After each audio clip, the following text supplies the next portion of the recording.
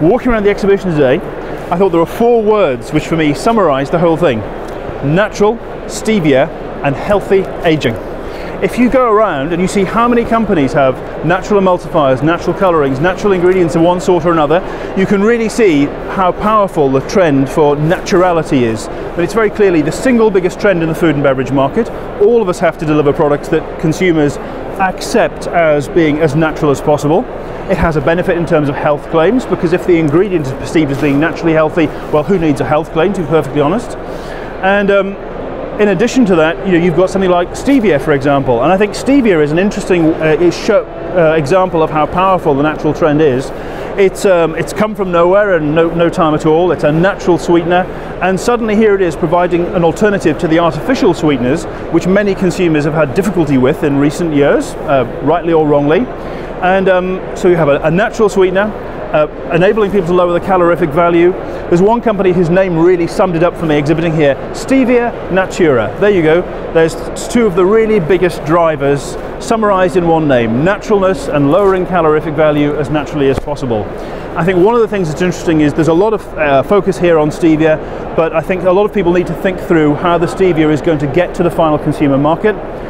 I think a lot of companies are looking at just having an existing product that has stevia in it, or perhaps doing a variant of an existing brand. But if you look at the United States market, what's been most successful there is a product like Tropicana Trop 50, which is a new brand and a new proposition, and it created $100 million of incremental sales.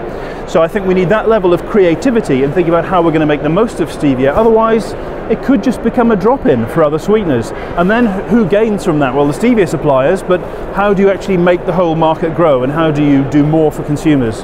The final thing is healthy aging, my last 2 words.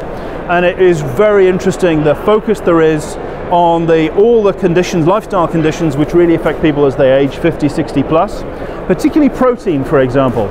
I went to the Fonterra stand, and there's some really interesting information on that stand, and some really interesting product concepts about how you get more protein in your diet. Well, why do we need more protein in our diet? Because it's apparent from the science that the recommendations for protein are no longer enough, either for weight management or for preventing sarcopenia, which is a disease I hadn't really heard of until recently, but it's something we're all suffering from, and it's only going to get worse, is where your muscles waste away.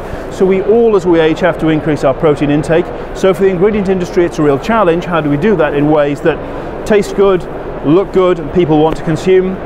And I think one of the interesting things, thinking about healthy aging, I went to the Carberry stand. I saw a great example of the kind of creativity we need to see more of.